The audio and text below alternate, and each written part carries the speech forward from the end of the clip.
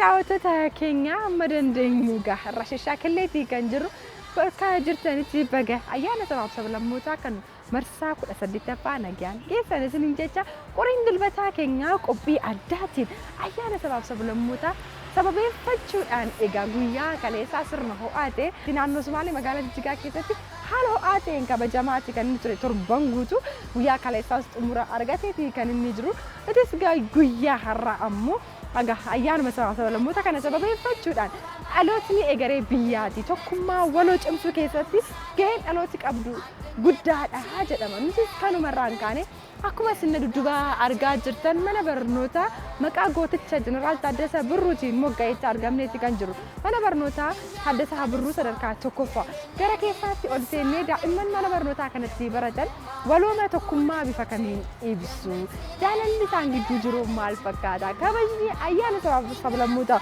haala kamiin gaggeeffama mana barnootaa kana keessatti kan jiru daa'imman waliin shaa jecha seeroo bareedaa dabarsuuf jenna hanga xumura qophii keenyaas waliin tura kan isin jettu Firaansi Girmaati hay nafaana kotta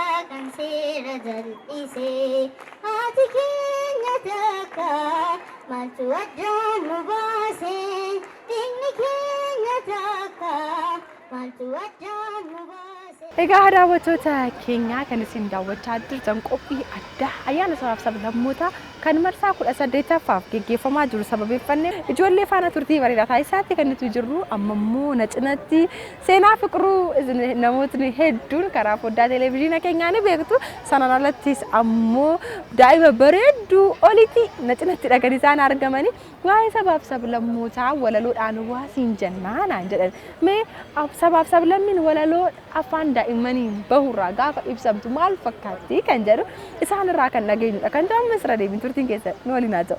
Akkam nagaa keessanii warra dhageessanii guyyaa ayyaana kanaa baga nagaan geessanii guyyaa ayyaana kanaa baga nagaan geessanii mata duree walaloo keenya baga geessanii. Itoophiyaan guddoodha biyya hunda keessaa aadaa baay'ee qabdi aadaa gammachiisaa aadaa baay'ee qabdi aadaa gammachiisaa. Biyya hunda keessaa jaalalaan jiraatti isa qofaa miti wal gargaarsaan beekamti isa qofaa miti wal gargaarsaan beekamti. Ayyaana kabajuuf kan dhuftan hundumtuu harka walitti buusaa gammachuu keessan ibsa buusaa gammachuu keessan ibsa.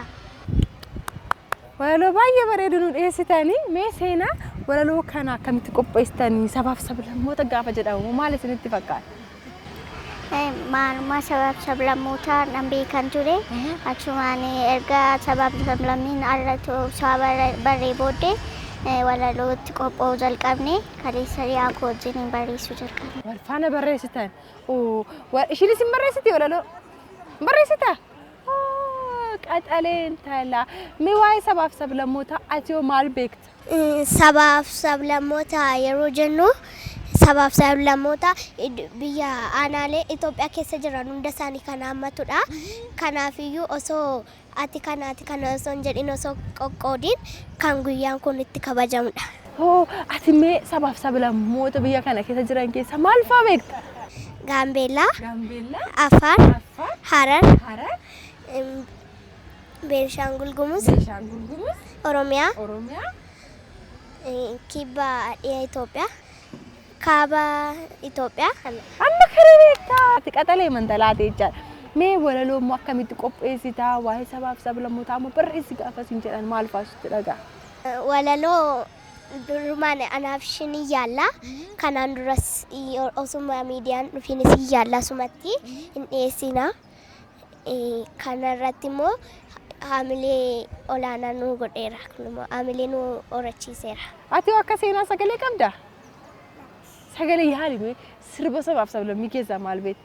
Rabbi moo namummaa kan seera jallisee. Waaqa moo namummaa kan seera jallisee. Haati keenya takka maaltu addaan nu baasee. Maaltu addaan nu baasee. Biyyi keenya takka maaltu addaan nu baasee. Mitiire biyyi keenya sabaaf sablammoota hedduu qabdi garuu tokkummaan keenya immoo tokkodha jechaadha. Yoo sirboota sabaaf sablammii keessaa kan beektu? Kanuma isheen amma jette. Kan biraawoo sirba afaan Amaariffaatiin sirbame sirboota afaan biraatiin sirbame. Biheera saboota. Jaboo ishee wajjin jenna. Hayyee jedhaa wal harkaa fuudha. ብሔረ ሰቦች ኑኑ የኢትዮጵያ ልጆች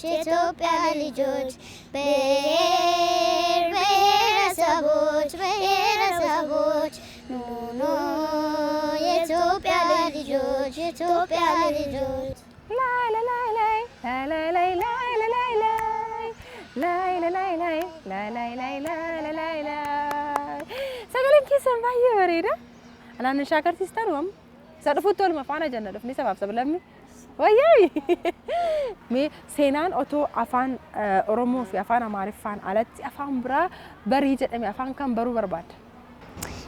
Arabiffa, Tigiriffa,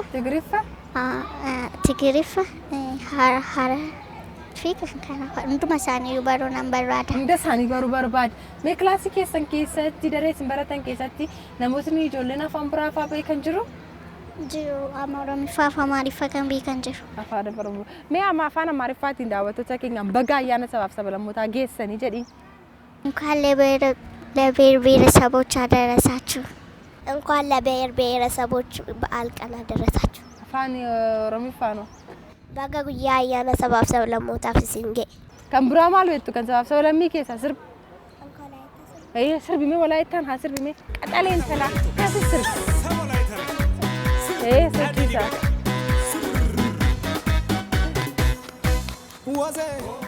Talliqan qashtii maali?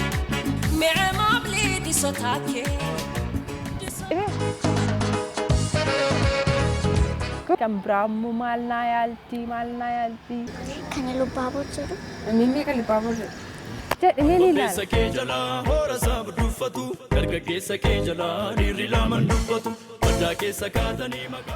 Mee kan walaayittaa?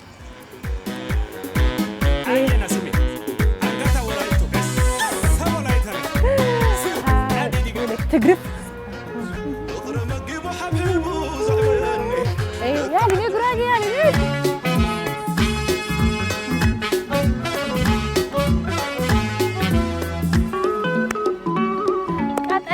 Lamaan hedduu tokkoon isin jaalladhaa, guddadhaa, jabaadhaa. Tole hayyee naammadhaa deemaa gara dareetti. Nagaatti. Tole. Aadaa kana seenaa kana duudhaa kana laallatanii dhufaniiru.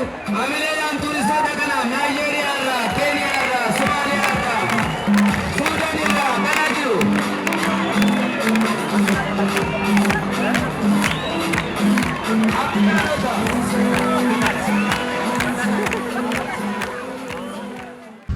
wala barrume.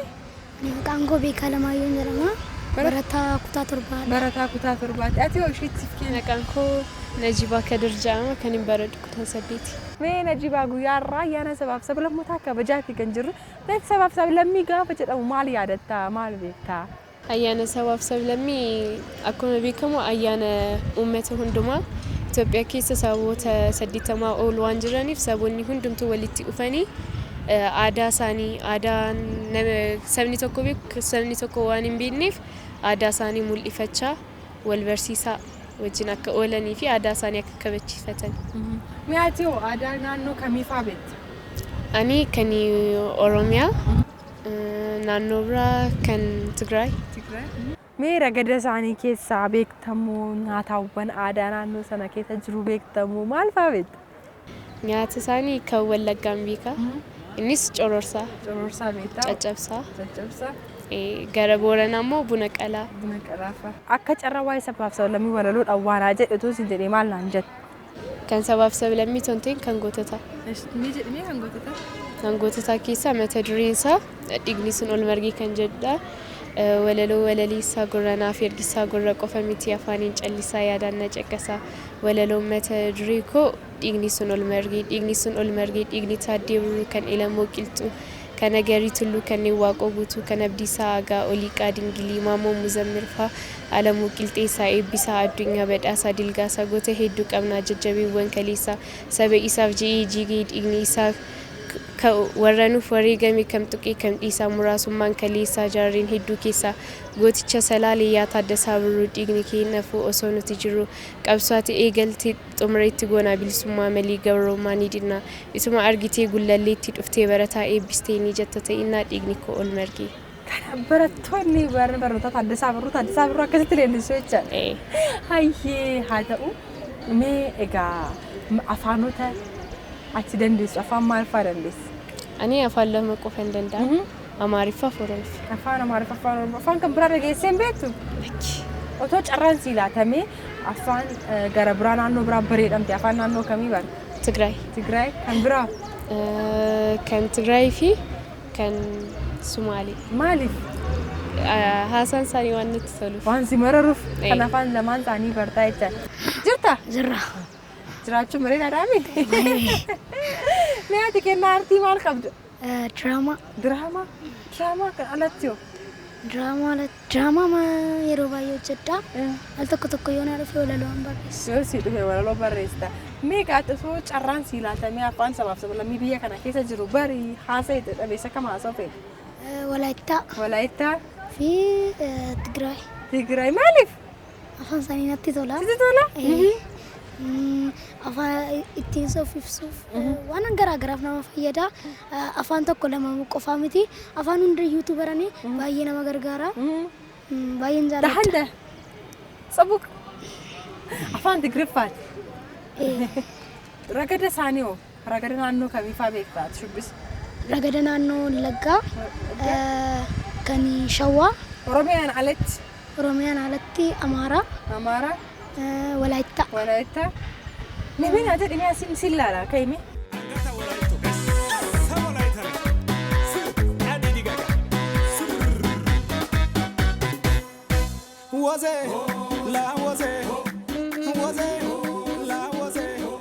Jadi kah? Baay'ee jira. Kana chaanii enggak. Kana danni dandeessaa jechaadha. Sabaaf sablammii gaafa jedhamu garuu biyyoota eessa fa'aa beekama latti ni himata.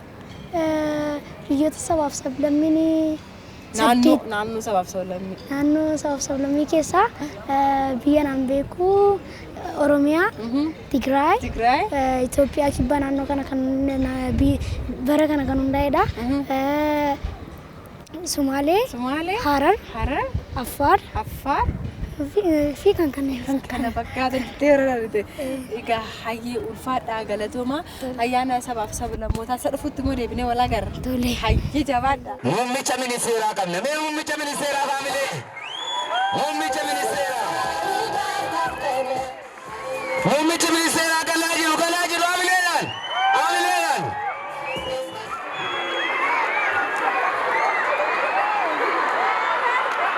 Galatooma bakka nagaan kan muummicha ministeeraa keenya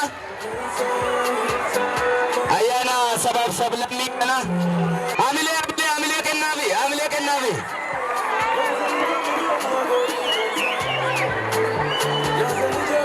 Baay'ee gaariidha. Sabaaf sablammiin guddaan mana barumsaa keessadha kan jiru. Kanaaf ijoolleen waa'ee walqixxummaa, waa'ee dimokiraasii, waa'ee sabdaneessummaa kana daa'imummaa isaaniitirraa shaakalaa dhufuu qabu waan ta'eef akkuma waliigalaatiin barnoota dirree barnootaa keessa daayivarsiitii yookaan garaagarummaa waan jedhu kuni baay'ee mul'ata waan ta'eef akka mana barumsa keenyatti egaa guyyaa yeroo torbaffaaf yookaan marsaa torbaffaaf erga manni barumsa kun hundaa'ee ayyaana sabaaf sablammii kabajaa jirra jechuudha. Hayyee waan gaariidha. Keessattuu immoo barsiisaan barattoonni biyya tokkoomti ijaaruu keessatti gaheen barsiisaa olaanaadha. Isin jaalalli biyyaa isaan keessatti akka uumamuuf yaada akkamii maddisiistuuf ijoolleedha? Akkamitti immoo gorsitu? Akka waliigalaatiin sirna gadaa qabna mitiire. Sirni gadaa immoo silabasa ta'ee kaarikulama biyya kanaa keessatti kalaqamee gadi dhufeera waan ta'eef nuyi mana barumsaa sirna gadaa hundeedhaan barsiisaa jirrudha waan ta'eef sirni gadaa immoo tokkummaa labsaa, walqixxummaa labsaa, dimokiraasii jalqabaati. Madda dimokiraasii waan ta'eef jalqaba irratti barattoonni of akka baran yookaan of akka beekan itti himna. Namni of beeke sis ni beeka jechuudha. Fakkeenyaaf yoo ati ani of beeke waa'ee kees nan beekaa jechuudha. Ani yoo nan jalqaba kan kiyya kabaje kan kees nan kabajaa jechuudha.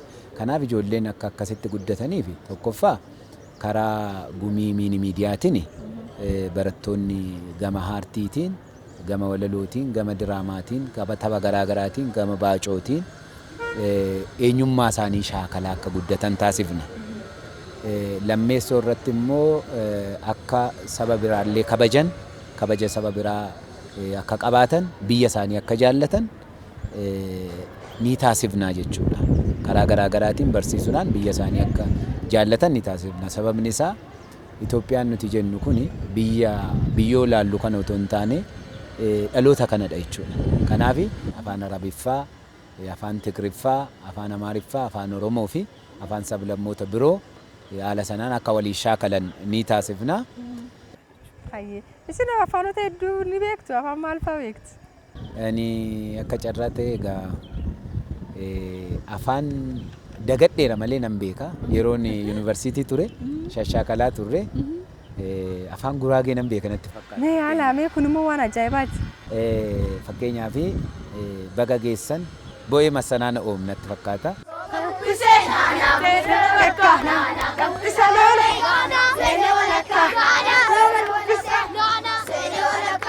Asene olakka.